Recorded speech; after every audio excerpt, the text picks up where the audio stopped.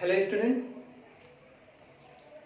पिछले वीडियो में हम लोगों ने पढ़ा था इलेक्ट्रिक फील्ड लाइंस, इसके शेप एंड साइज, इसके एप्लीकेशन, प्रॉपर्टीज, ये सब हम लोगों ने देखा था। इसके बाद जस्ट स्टार्ट होता है इलेक्ट्रिक फ्लक्स। क्या चीज? Electric flux.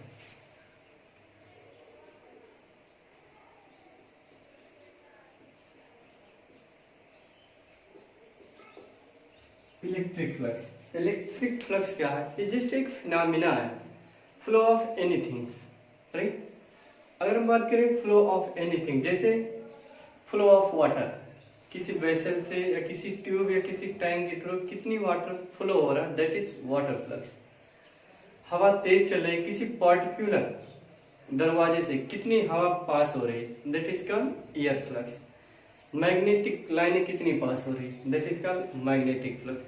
तो ये जस्ट टू वर्ड है, इलेक्ट्रिक फ्लक्स, यानी electric and flux two word है। यानी यहाँ इलेक्ट्रिक यानी इलेक्ट्रिक फील्ड लाइन कितनी पास हो रही है, that is called electric flux. यानी a group of field line passing through area is called electric flux. ठीक है। यानी any group of field line passing through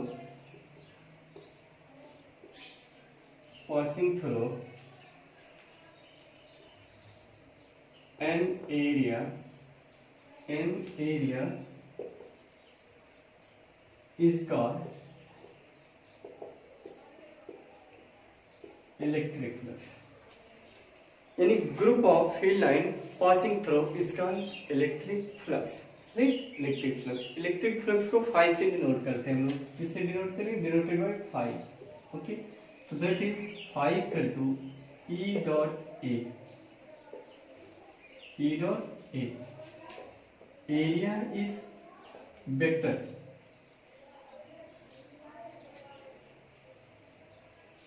area क्या है? वेक्टर क्वांटिटी है, राइट। अब electric field here, electric field ये क्या है? इलेक्ट्रिक फील्ड, ठीक है। तो देखिएगा एरिया वेक्टर क्वांटिटी है। एरिया क्या है? Vector quantity. तो इसको मुझे कंसेप्चुअली अच्छे से समझाना होगा कि एरिया वेक्टर क्यों, ठीक है। तो ये देखिए ई डॉट ए, किसी दो वेक्टर का डॉट प्रोडक्ट क्या मिलता है हम लोग को? स्केलर। तो ये क्या फ्लक्स क्या होती है? स्केलर। अगर ऐसे ही बात करें हम लोग फ्लक्स, तो फ्लक्स इनसे अगर समझ में आ रहा है तो हम लोग इसे ही समझ सकते हैं कि ओनली क्या मेजर करता है? इलेक्ट्रिक फील्ड लाइन को मेजर करता है। कितनी इलेक्ट्रिक फील्ड लाइनें किसी पर्टिकुलर एरिया से पास हो रही, that is electric flux, right. तो देखिएगा अब इस एरिया को मुझे अच्छे से आपको समझाना होगा। एरिया वेक्टर, इसको अच्छे से नोट करिएगा।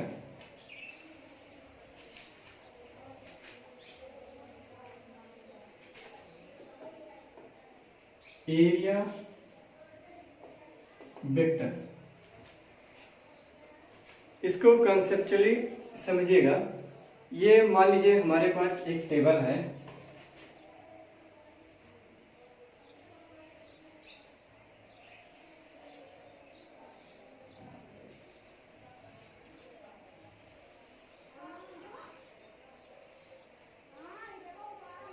ये मान लिया हमारे पास एक टेबल है, ठीक है। इस टेबल पे एक एरिया एज्यूम किया,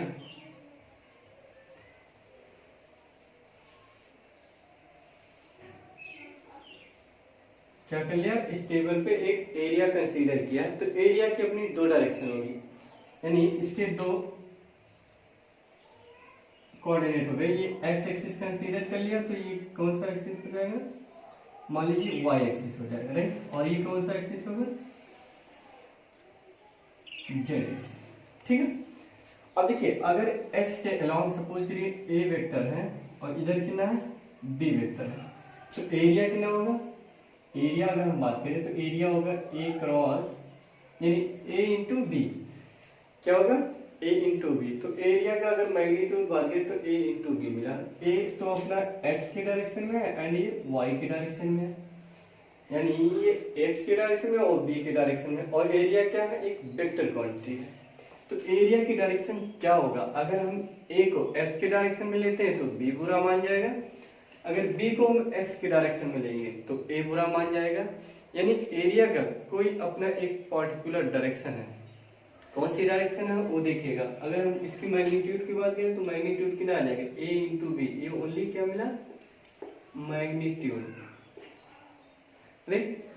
अब देखिएगा एरिया क्या अपना वेक्टर, तो देखिएगा एरिया की जो डायरेक्शन है ऑलवेज प्लेन के परपेंडिकुलर होगा। क्या होगा? इस सरफेस के परपेंडिकुलर ऑलवेज होगा, राइट। यानी ये लिखिएगा एरिया की डायरेक्शन ऑलवेज इधर होगा, प्लेन के परपेंडिकुलर। यानी अगर लिखना चाहे तो लिख सकते हैं direction of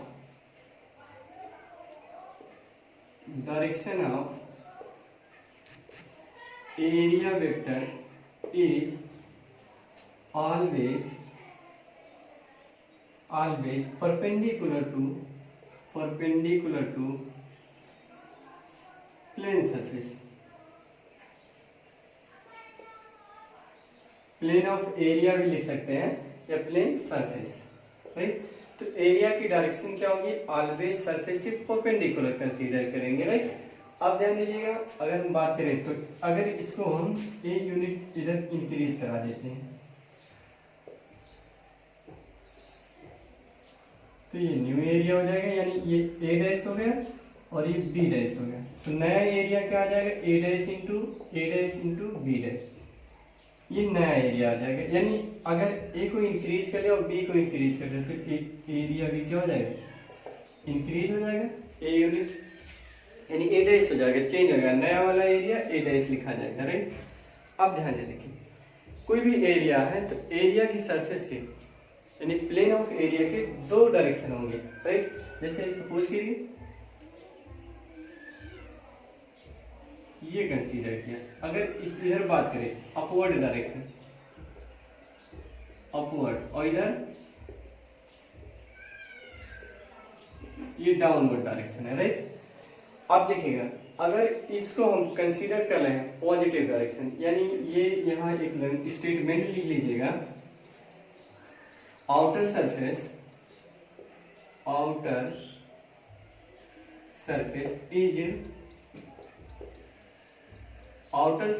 is consider positive side,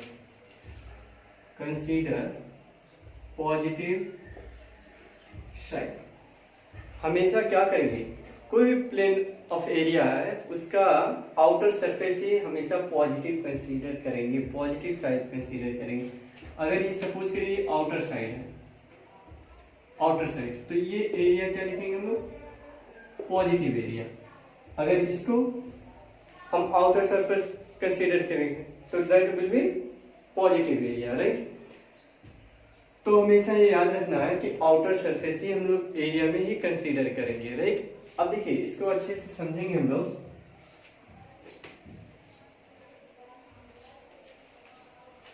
ये देखिए अगर हमारे पास एक क्यूब है, क्या है? एक क्यूब कंसीडर कर लिया अपने,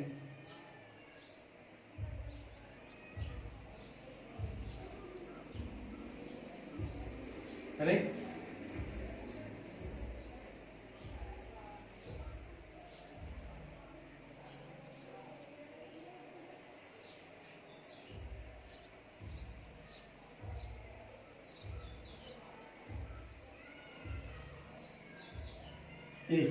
हमारे पास एक क्यूब है, राइट। सपोज करिए इसको हमने प्लेस कर लिया एक टेबल पे,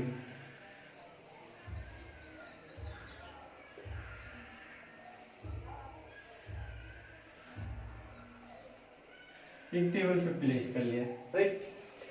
अब देखिएगा अगर ये सपोज करिए फ्रंट साइड है, ये क्या अपना फ्रंट साइड इधर कंसीडर कर लिया। एक क्यूब, ये मान लीजिए क्यूब ही है, साइड कितना है?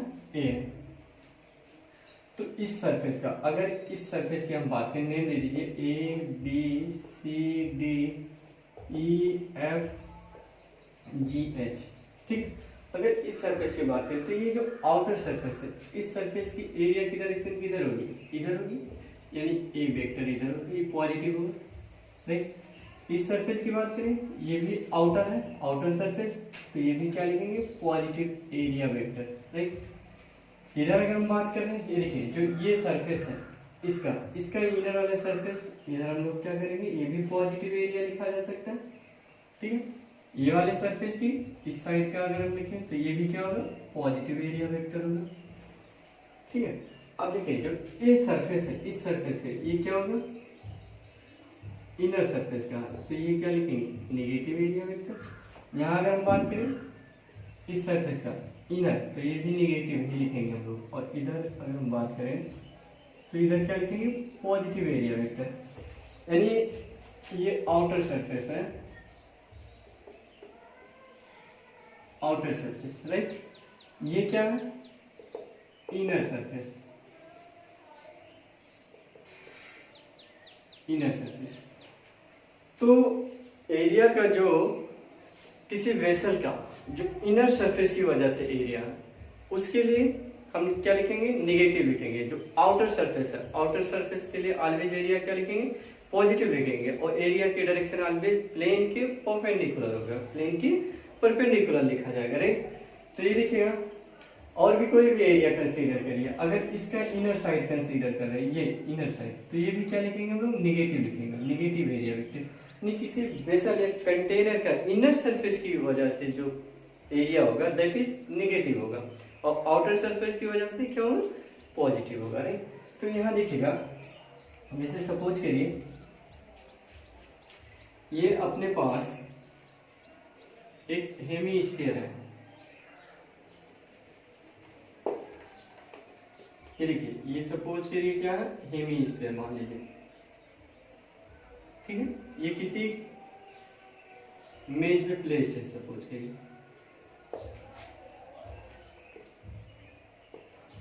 राइट। अब देखिए यहाँ पे कोई भी सरफेस अगर हम लोग कंसीडर कर रहे हैं, यहाँ सरफेस, तो इसकी वजह से जो एरिया होगा ये क्या होगा, पॉजिटिव होगा। ऐसे इस यहाँ भी हम कंसीडर कर सकते हैं, कहीं भी कर लीजिए आप अपने अकॉर्डिंग, तो ये भी एरिया क्या लिखेंगे, पॉजिटिव लिखेंगे। आउटर सरफेस के लिए हमेशा क्या लिखेंगे, पॉजिटिव लिखेंगे, और भी क्या होगा, प्लेन के परपेंडिकुलर होगा, क्या होगा, प्लेन के परपेंडिकुलर। ये यहाँ कंसीडर कर लिया, यहाँ कर लिया, और भी कोई कर लिया, और इनर सरफेस के लिए ऑलवेज तो नेगेटिव ही लिखेंगे हम लोग, राइट। जैसे सपोज करिए ये देखिए, ये सपोज करिए अपने पास एक टेबल है, टेबल है, इस पे कोई हम एरिया कंसीडर कर लिया, राइट। और इस प्लेन का, इस टेबल का एरिया की डायरेक्शन इधर है, राइट। जो ये टेबल है हमने कंसीडर कर लिया, एक छोटा सा सेगमेंट, इसका एरिया कितना है, इसका एरिया हमने कंसीडर कर लिया कितना है, के है। तो इस एरिया की डायरेक्शन क्या होगा, यानी ए नॉट मान लिया, तो ए नॉट इक्वल टू क्या लिख सकते हैं, के इंटू ए यूनिट वेक्टर, क्या लिखा जाएगा, ए नॉट के इंटू ए यूनिट वेक्टर हम लोग कंसीडर करेंगे, राइट। कोई भी और भी ले लीजिए, जैसे सपोज करिए ये ले लिया हमने सी, तो इसका सी है, तो इसका ए नॉट क्या लिखेंगे हम लोग, सी इंटू ए यूनिट वेक्टर लिखेंगे, क्या लिखेंगे, सी इंटू ए यूनिट वेक्टर। तो एरिया लिखना हम लोगों ने सीखा। अब देखिए एरिया वेक्टर को लेकर के अब हम लोग फ्लक्स को इजीली समझ सकते हैं, राइट। फ्लक्स को अब एक्सप्लेन किया जा सकता है अच्छे से, ठीक है। तो देखिए फ्लक्स क्या होता है, एरिया आपको समझ में आया होगा, इसको नोट कर लीजिएगा, ओके। नेक्स्ट टॉपिक की तरफ हम लोग देखते हैं।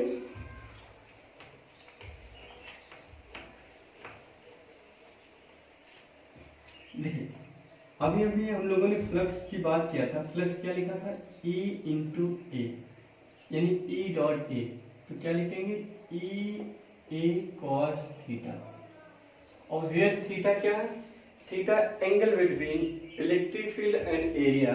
अगर हम थीटा की बात करें तो थीटा क्या है, angle between E and A, theta क्या है, angle between E and A, electric field and area के बीच का क्या एंगल है, थीटा।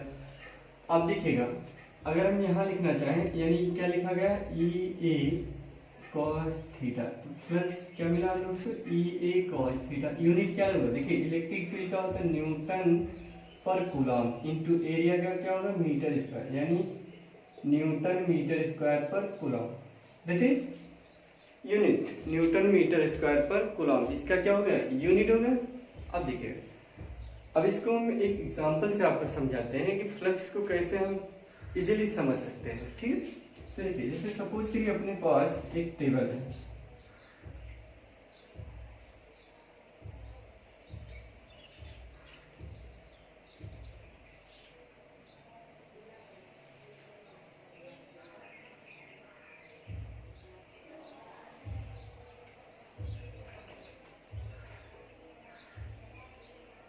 ठीक है, क्या अपने पास एक टेबल हमने कंसीडर कर लिया, राइट। इस टेबल पे एक एरिया प्लेस्ड कर लिया, टेबल पे क्या किया, एक एरिया प्लेस्ड किया। सपोज करिए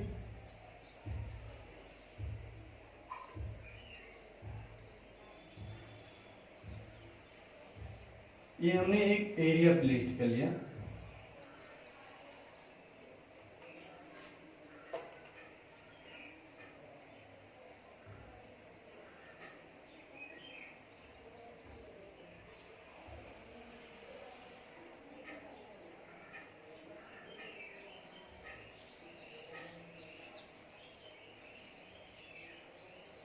ये देखिए हमने क्या किया, एक एरिया प्लेस्ड कर लिया।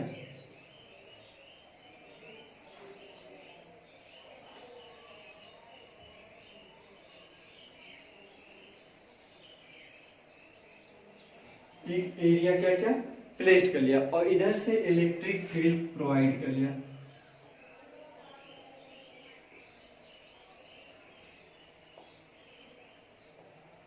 इलेक्ट्रिक फील्ड इधर से प्रोवाइड कर लिया और इसका एरिया का वेक्टर किधर होगा, इधर ही होगा एरिया वेक्टर। तो फ्लक्स क्या लिखेंगे हम लोग, flux equal to E A cos theta, और थीटा क्या होगा, एरिया और इलेक्ट्रिक फील्ड दोनों के बीच एंगल क्या है, यानी angle between E and A, angle क्या है, अगर हम लिखना चाहें ई एंड ए के बीच थीटा कितना लिखेंगे, 0 लिखेंगे। तो जो फ्लक्स है, फ्लक्स क्या लिखेंगे, ई ए, ओनली क्या लिखा जाएगा, फ्लक्स ई ए। तो इस डायग्राम के अकॉर्डिंग जो फ्लक्स अपना मिला, फ्लक्स क्या मिला, ई ओनली क्या मिला, ई ए, क्योंकि एंगल क्या है, 0। अब देखिएगा अगर इस एरिया को हम हल्का से बेंड कर लें, ठीक है, तो यहाँ से कुछ इलेक्ट्रिक फील्ड आने उस एरिया के ऊपर से ही निकल जाएगी, तो फ्लक्स में कुछ कमी आ जाएगी, उतना फ्लक्स नहीं, जो एक्चुअल का इनिशियल फ्लक्स ई है, ये नहीं मिलेगा, कॉस थीटा टाइम डिक्रीज हो जाएगा फ्लक्स। तो दिखेगा, सपोज करिए हम एरिया को थोड़ा सा बेंड कर लिया,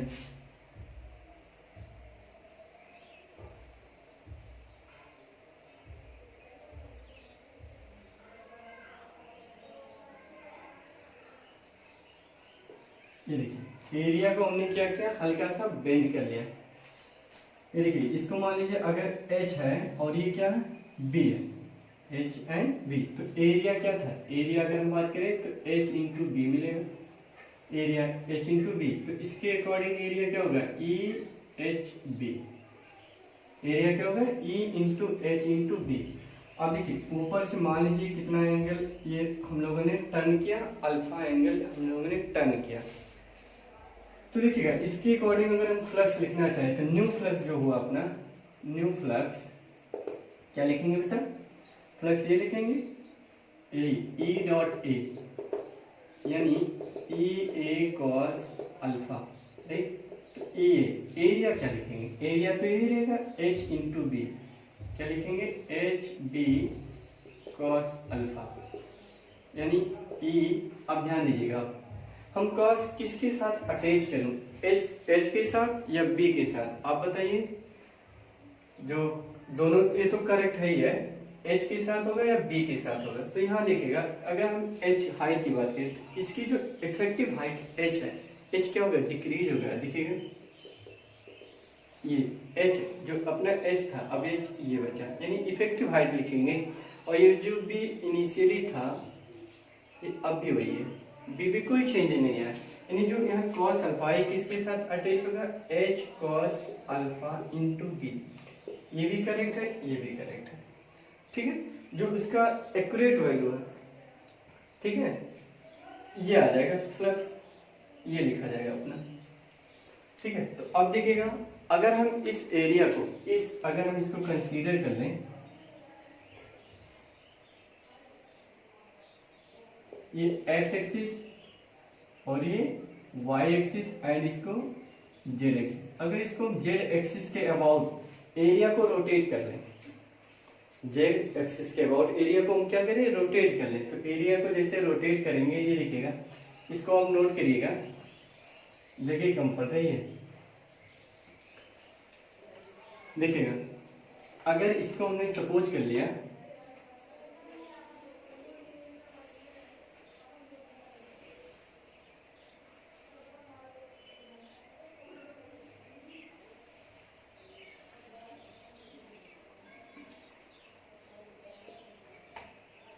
ठीक है, इसको क्या किया हमने, रोटेट कर लिया, तो देखिए ये सपोज करिए अपना वही है एक्स एक्सिस और ये वाई एक्सिस और ये जेड एक्सिस, ठीक है। अब इसको हमने क्या किया, रोटेट किया,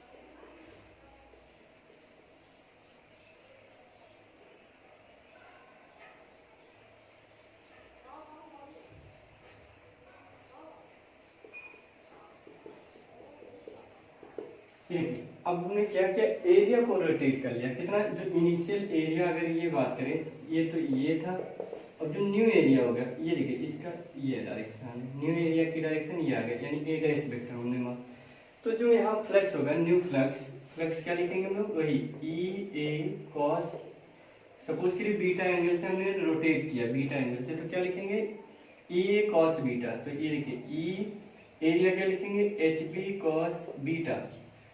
अब cos बीटा किसके साथ अटैच होगा, देखिए अभी तो इफेक्टिव हाइट में कोई चेंज नहीं आया, सिर्फ किस पे रोटेशन आ गया, b पे रोटेट हुआ, तो यहाँ b के साथ cos बीटा आएगा, यानी e b cos beta into h, ये फ्लक्स होगा अपना, ठीक है। तो फ्लक्स क्या होगा, e into B cos beta into h, ठीक है।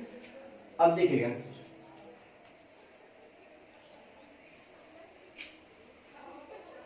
नोट करिए इसको,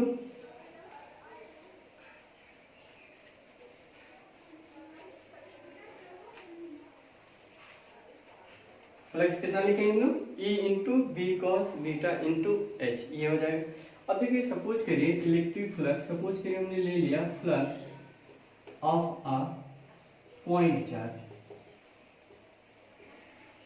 पॉइंट चार्ज की वजह से फ्लक्स क्या होगा, ये देखिएगा, पॉइंट चार्ज की वजह से फ्लक्स कितना लिखेंगे हम लोग, तो देखिए अगर ये पॉइंट चार्ज है, क्या करेंगे, पॉइंट चार्ज, ये देखिए हमने कंसीडर कर लिया ये एक पॉइंट चार्ज कितना है, क्यू, तो इसकी वजह से फ्लक्स क्या होगा, तो इसके लिए हम लोग क्या करेंगे, एक स्फीयर कंसीडर करेंगे, क्या करेंगे, एक स्फीयर, क्यों करेंगे, देखिए एक स्फीयर हमने कंसीडर कर लिया, तो स्फीयर का जो रेडियस होगा हर तरफ कितना होगा, सेम ही होगा, इधर अगर हम बात करें इधर आर ही होगा, इधर बात करें सब जगह क्या होगा, आर होगा, यानी एक पर्टिकुलर डिस्टेंस पे हर एक जगह इसके क्यू चार्ज की वजह से इलेक्ट्रिक फील्ड क्या होगा, सेम होगा, तो इलेक्ट्रिक फील्ड कितना होगा, E equal to K Q upon R square, इतना लिखेंगे, E equal to K Q upon R square, right. अब देखिएगा यहाँ सपोज करिए हमने एक एरिया कंसीडर कर लिया, ये एरिया, तो इस एरिया की डायरेक्शन इधर होगा, कितना एरिया हमने कंसीडर कर लिया, डी है, और इलेक्ट्रिक फील्ड की भी डायरेक्शन किधर ना होगा, ये यहाँ भी अगर हम बात करें इसकी एरिया की डायरेक्शन, अगर इसका एरिया कितना है डी ए, इलेक्ट्रिक फील्ड इधर, तो ये हो जाएगा, और एंगल अगर हम बात करें, angle between E and D A equal to क्या लिखेंगे, जीरो, क्या है ये एरिया जो इलेक्ट्रिक फील्ड की डायरेक्शन है, या और एरिया की डायरेक्शन, दोनों की डायरेक्शन सेम है, तो इनके बिटवीन एंगल कितना आएगा, जीरो आ जाएगा, एंगल कितना आ जाएगा, जीरो, तो इसकी वजह से फ्लक्स क्या होगा, फ्लक्स अगर हम लिखना चाहें D phi equal to E into D A into cos 0 degree, angle कितना है, जीरो, तो इसकी वजह से हम लोग क्या लिखेंगे, एंगल जीरो लिखेंगे, ठीक है। E इंटू ए एरिया, अभी ऐसे रहने देते हैं, cos जीरो की वैल्यू कितना हो जाएगा 1। तो ये देखिएगा इलेक्ट्रिक फील्ड, तो इलेक्ट्रिक फील्ड को हम अगर कांस्टेंट देखें, हर एक इक्वल डिस्टेंस पे हमने कंसीडर कर लिया एक स्फीयर, क्या है स्फीयर है,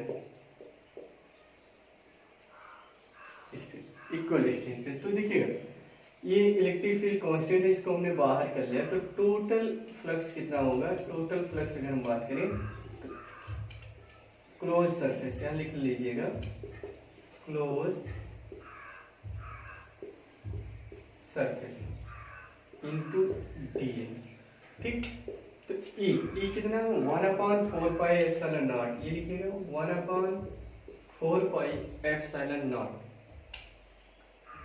Q/r² इंटू ये देखिए टोटल एरिया, इस सरफेस एरिया कितना होगा 4πr², क्या लिखोगे 4πr², यानी कि 4πr², जो टोटल नेट फ्लक्स आया 5 टोटल Q/ε0। देखिए ये अपने आप में काफी इंपॉर्टेंट रिजल्ट है।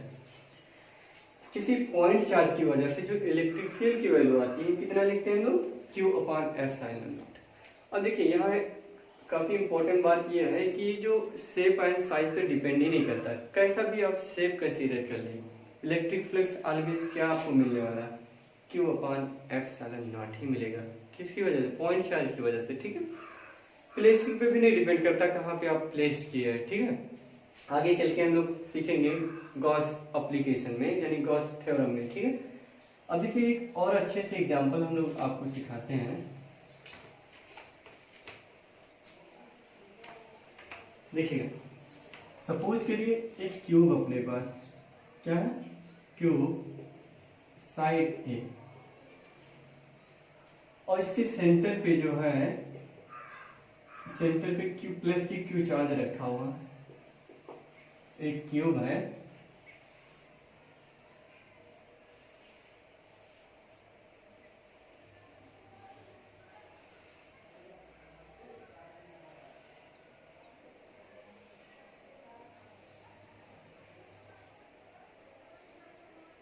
ठीक है क्यूब, इसके सेंटर पे एक प्लस क्यू चार्ज रखा है।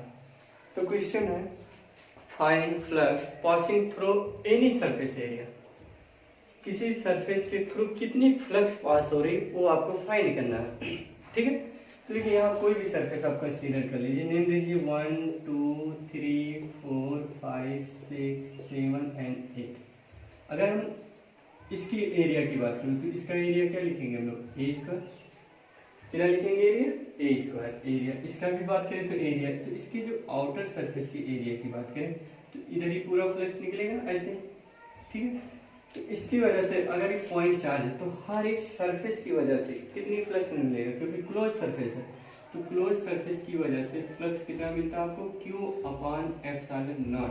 तो इसमें देखिएगा कितने साइड है, अगर हम साइड की बात करें तो साइड कितने है इसमें 6 साइड है। तो ये तो टोटल सरफेस एरिया से पास होने वाला इलेक्ट्रिक फ्लक्स कितना लिखते हैं Q/ε0। तो क्वेश्चन क्या, find electric flux passing through any surface area, किसी एक सरफेस एरिया से कितनी फ्लक्स पास हो सकती है। तो इसके क्वेश्चन के अकॉर्डिंग जो फ्लक्स आया, यानी रिक्वायर्ड जो फ्लक्स है φr लिख सकते हैं। तो देखिए Q/ε0 कितनी सरफेस एरिया 6, तो हर एक से उतनी पास हो जाएगी, तो ये डिवाइड हो जाएगी कितने में 1/6 लिखा जाए, Newton metre square per coulomb, ये करेक्ट आंसर है, ठीक है। तो इसको आप अच्छे से नोट करिए और इस पे कुछ एप्लीकेशन यानी कुछ